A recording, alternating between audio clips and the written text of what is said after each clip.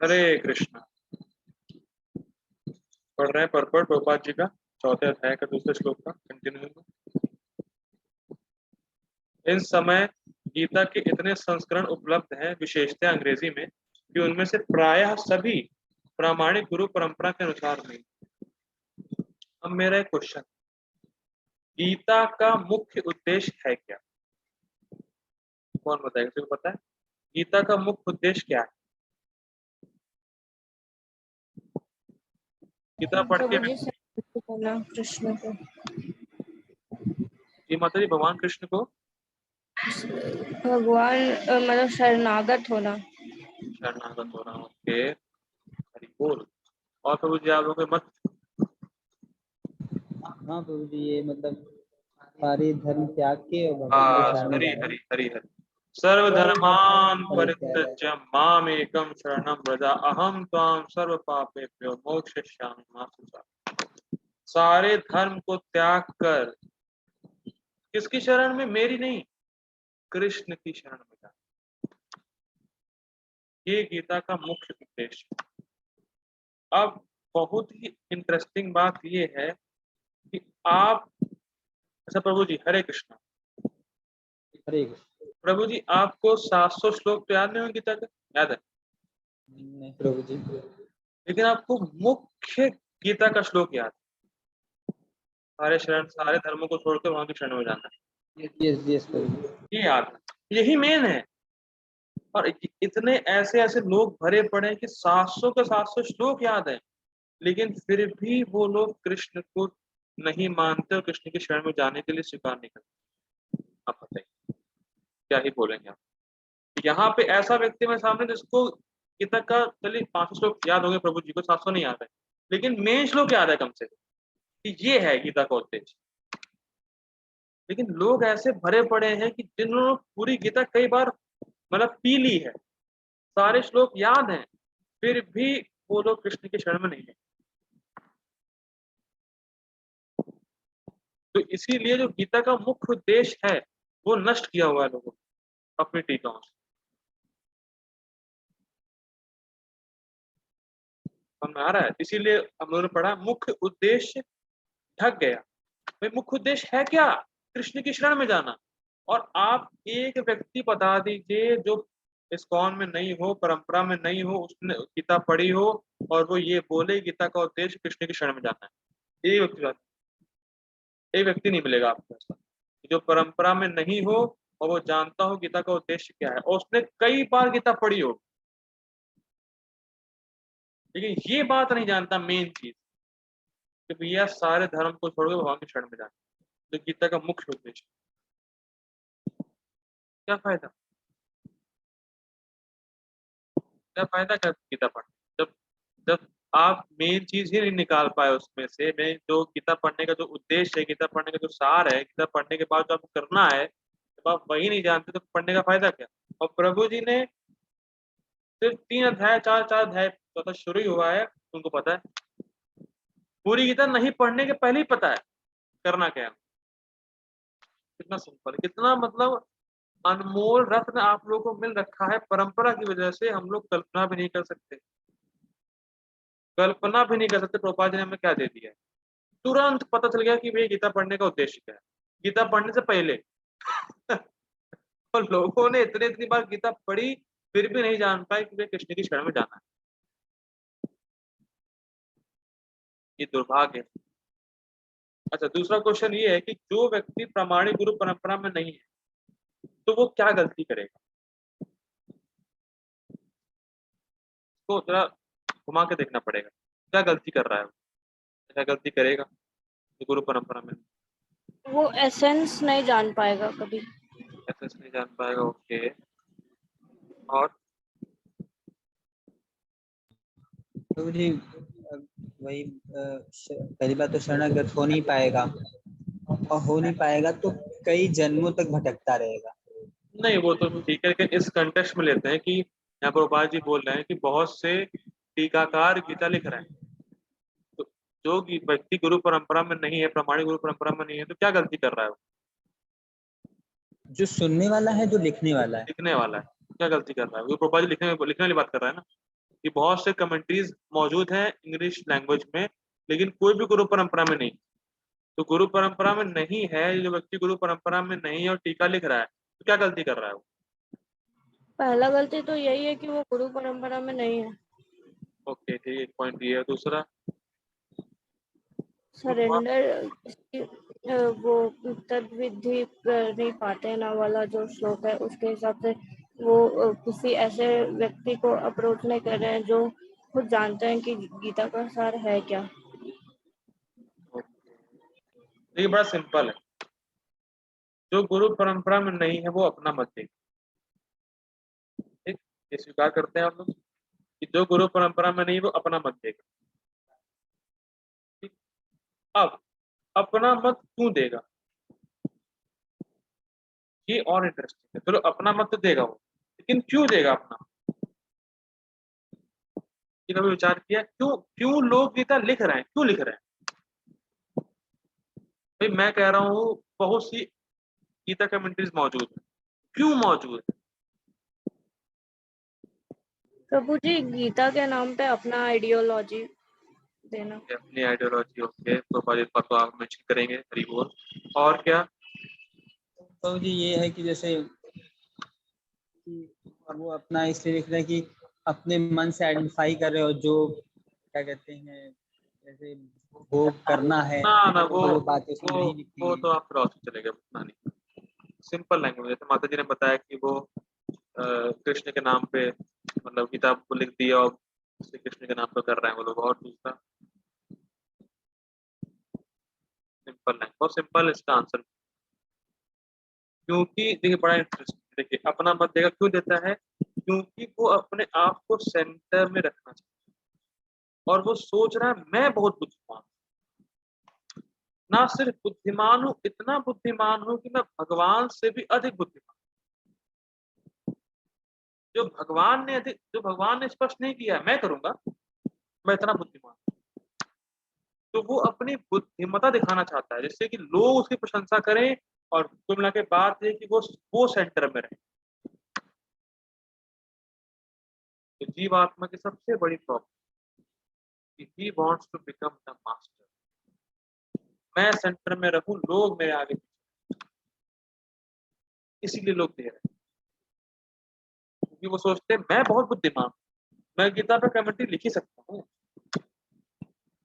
और भगवान ने जो स्पष्ट नहीं किया है वो मैं करूंगा, जो भगवान नहीं बता पाए वो मैं बताऊंगा ना। मैं बहुत इंटेलिजेंट हूँ, मैं भगवान से भी अधिक इंटेलिजेंट, इसलिए लोग दे रहे हैं।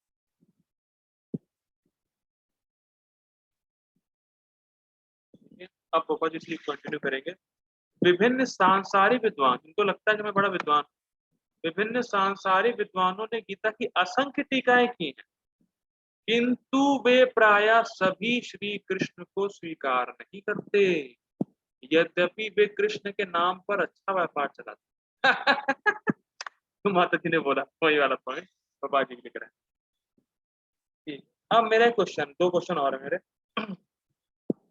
देखिए इसको समझने, बहुत समझने वाले पॉइंट्स है पापा जी के, इसको ऐसे पढ़ के निकल जाएंगे तो लोगों के क्वेश्चंस के आंसर नहीं दे पाएंगे कि आप लोग टीच करेंगे, तब इसीलिए इसको टाइम लगा रहा हूँ। अब पहला क्वेश्चन है कृष्ण को स्वीकार नहीं करते, इसका मतलब क्या? वो कृष्ण को मानते नहीं कृष्ण थे, इसका मतलब क्या है? कृष्ण को स्वीकार नहीं करने का क्या मतलब? वो मानते ही थे कृष्ण है, तो कृष्ण थे। मतलब कि वो कृष्ण लोग की मतलब सरेंडर नहीं करना चाहते। जी माता जी आपकी आवाज नहीं आई। वो लोग सरेंडर नहीं करना चाहते कृष्ण का, सरेंडर नहीं करना चाहते होते। प्रभु जी अपना आप आइडियोलॉजी। अपना आइडिया, हाँ प्रभु जी आप कुछ कहना चाहते हैं? मतलब कृष्ण को स्वीकार नहीं करना चाहते थे, कि मतलब ये कि वो अपने आप को कृष्ण को मतलब एक समान समझते होंगे, उस वजह से कि जैसे कृष्ण ने बोल दिया वैसे हम भी बोल सकते हैं, हम भी नहीं वो कमेंट्री तो लिख बात सकते हो हैं। गई, वो तो ठीक है। यहाँ पे मतलब ये है कि वे प्राय जो लिखने वाले वो स्वीकार, कृष्ण को स्वीकार नहीं करते, क्या क्या मतलब? वो मानते नहीं कृष्ण थे, वो क्या कृष्ण को स्वीकार नहीं करने का मतलब क्या है? वो नहीं मानते थे कृष्ण है, कृष्ण थे। मानते हैं तभी तो लिखे हैं, उनकी बातों को नहीं मानते होंगे। ये हो सकता बातों है। को नहीं मानते होंगे, उन्हें मानते होंगे, ओके, ठीक है, ठीक है, बड़ा सिंपल है। प्राय लोग ये मानते हैं कृष्ण एक पावरफुल पर्सनैलिटी थे और अब वो नहीं। वो कृष्ण को भगवान के रूप में स्वीकार करते हैं। यहाँ पे कहने का स्वीकार तो करते हैं, हाँ हाँ, अरे अरे बहुत महान पुरुष थे भाई, इतने महान थे, इतनी महान ग्रंथ बोला है, महान महान पुरुष थे बस। अब चले गए सर, महान पुरुष थे लेकिन बहुत महान पुरुष थे। और तब तक महान पुरुष थे जब तक गोपियों के साथ रास ये भी कुछ लोग बोलते हैं। तो ये सब कृष्ण पे अपनी मनोकल्पना को धारण करना है। इसका बहुत अच्छा एग्जाम्पल देते हैं कुछ लोग। प्रभु जी हरे कृष्ण, हरे कृष्ण। प्रभु जी अगर आप किसी के मल को छू लेते हैं, अपने मल को छू लेते हैं, तो आप क्या करते हैं फिर उसके बाद? नहाते हो जी। हरी नहाते हैं। अच्छा प्रभु जी, आप मल को पवित्र कर सकते हैं क्या? मन को, मल को, मल को आप तो चौंक रहे हैं। मल को नहीं, हमें लगा नहीं, नहीं मल मल को को नहीं पवित्र कर सकते आप, ओके। अच्छा, क्या कोई व्यक्ति इस पूरे संसार के मल को पवित्र कर सकता है? नहीं। पर सूर्य देव करते हैं, ठीक है?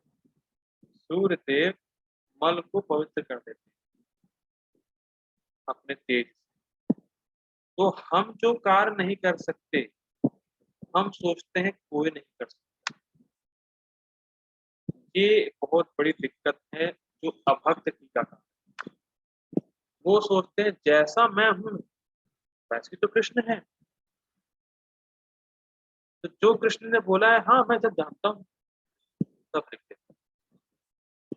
सबसे सबसे पहली मेन चीज है जो परंपरा में टीका नहीं लिख रहा है, वो ये सोच रहा है कृष्ण तो भगवान कहाँ, कृष्ण तो सामान्य पुरुष है, मैं जैसे हैं, और क्या। सब टीका लिखता है, समझ में आ रहा है? बहुत बहुत ही ये शानदार चीज है, मतलब बहुत ही, मतलब ऐसी खतरनाक और बहुत ही डेंजरस है। शानदार कहने का सेंस ये है कि इतनी यार डेंजरस है, किसी कोई लिमिट नहीं। हर व्यक्ति 99% ये सोच रहा है व्यक्ति, अरे कृष्ण तो अरे हाँ मेरे जैसे थे ना। लेकिन जैसे सन पूरे जगत के मल को स्वच्छ कर सकता है, कोई इंसान नहीं कर सकता।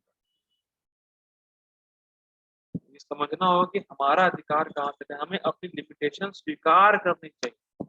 हम अपनी लिमिटेशन स्वीकार नहीं करना चाहते, इसीलिए कृष्ण को स्वीकार।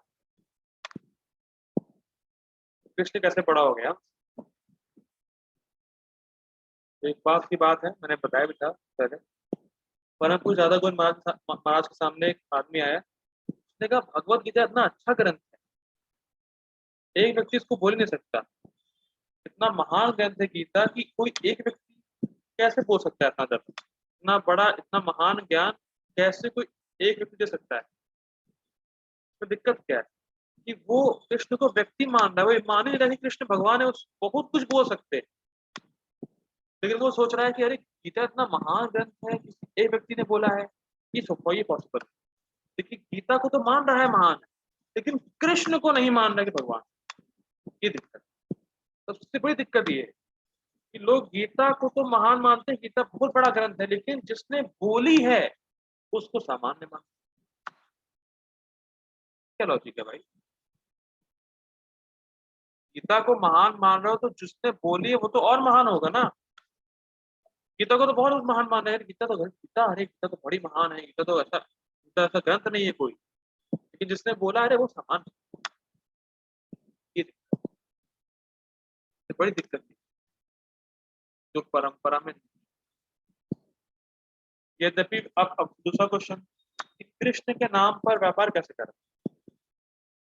प्रोपाद इसको बोलते हैं कि लोग अगर अपनी गीता लिखते तो खरीदता ही नहीं। लेकिन लोग कृष्ण के नाम पे गीता, जो जो भगवत गीता है उसको लिखते हैं, तो लोगों को गीता पर श्रद्धा है, कृष्ण ने बोली, तो लोग सोचते हैं कि अरे हाँ इसकी गीता पढ़ लेते हैं, अच्छी होगी। Getting my point?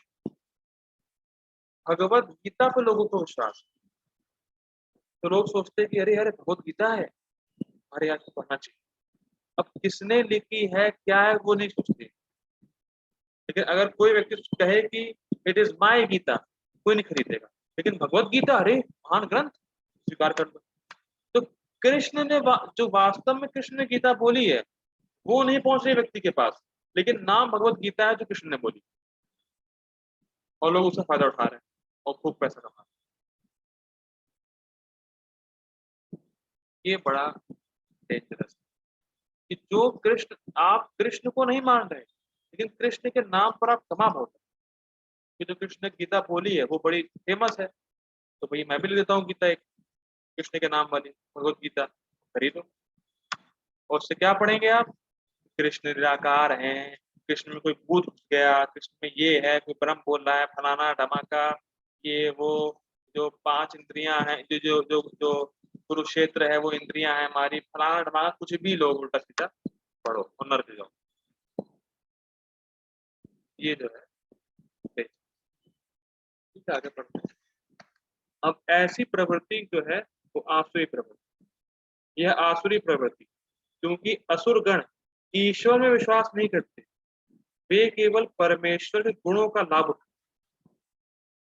मतलब प्रभुपाद इसको बोलते हैं we want kingdom of God without God. जो भगवान के राज्य में जो ऐश्वर्य है उसका भोग बस कर लें, भगवान को हटाओ, भगवान को हटाओ यहाँ से, हम भोग करेंगे। तो we want kingdom of God without God, हमें राम राज चाहिए लेकिन राम नहीं। ठीक है, तो ये आसुरी प्रवृत्ति। अतएव अंग्रेजी में गीता के एक संस्करण की नितांत आवश्यकता थी, जो परंपरा गुरु परंपरा से प्राप्त प्रस्तुत प्रयास एज इट इज गीता का जो इसी आवश्यकता की पूर्ति के उद्देश्य से किया गया है। भगवत गीता यथारूप एज इट इज मानवता के लिए महान वरदान। अब एक क्वेश्चन और, Bhagavad Gita as it is मानवता के लिए वरदान क्यों, महान वरदान क्यों? क्योंकि वो एज इट इज है, मतलब उसमें जो भगवान बोले एकदम वही है। ठीक है, उससे फिर वरदान क्यों है, क्या हो जाएगा उससे? जो जो उद्देश्य है गीता समझाने का वो सबको पता चल जाएगा। उससे क्या होगा? तो बाकी गीता में मतलब जो एज इट इज में है, जो एज इट इज पढ़ के, वो ठीक है, मैं कह रहा हूँ मानवता के लिए महान वरदान क्यों, वरदान के रूप में क्यों बोला है, क्यों वरदान? ठीक है, लोग पढ़ लेंगे फिर क्या होगा?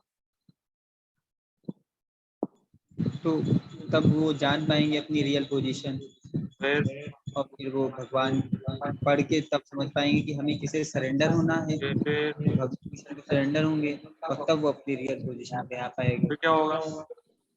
तो फिर वो जब अपनी रियल पोजीशन पे आएगा तो क्या कहते हैं, भगवान की सेवा करेगा और आनंद उठाएगा, मतलब भक्ति में आगे बढ़ता है। ठीक है, प्रभु जी का आंसर ठीक है, लेकिन प्रॉपर एक वे में नहीं है। ठीक है, आंसर ठीक है, थोड़ा लंबा होगा, फ्रेमिंग करना है। ठीक है, बलदेव विद्याभूषण इंट्रोडक्शन में लिखते हैं, अपने अपने ही इसमें हम लोगों ने इंट्रोडक्शन लिया नहीं है अभी फिलहाल गीता का, प्रभुपाद जी का भी गीता का इंट्रोडक्शन नहीं लिया है। तो दोनों दोनों लोग लिखते हैं, प्रभुपाद जी, बलदेव विद्याभूषण, कि हर जीव आत्मा अविद्या रूपी बागनी के मुंह में फंसा हुआ है। फीमेल टाइगर, तो फीमेल टाइगर के मुंह में कोई व्यक्ति है तो क्या फीमेल टाइगर को छोड़ देगी? नहीं छोड़ती। तो ऐसे ही हर जीवात्मा अपना स्वरूप भूला हुआ, अपने आप को भूला हुआ है, क्यों? क्योंकि अविद्या रूपी बागनी उस पर अटैक की हुई है। लेकिन ये जो गीता एज इट इज है वो उस बागनी पे वार करके उस जीवात्मा को उसके मुंह से बांध, इसलिए वरदान। आदमी की अविद्या जो कि सारे पापों का जड़ है, सारे पापों का, अविद्या से ही पाप करता है क्योंकि अपने स्वरूप को भूल जाता है। तो गीता से व्यक्ति अविद्या से बच जाए, या गीता से उसकी अविद्या जीवात्मा के नष्ट हो जाए, इसीलिए महान वरदान। कि ऐसे बागनी बागनी छोड़ेगी नहीं ऐसे। लेकिन गीता इतनी पावरफुल है कि गीता जब पढ़ेगा व्यक्ति तो उसकी अविद्या जो बाघ है, बाघ जो बागनी का मुंह है उससे बच जाए। तो ऐसे दृष्टांत देते हैं बल्ले गीता में, ठीक है।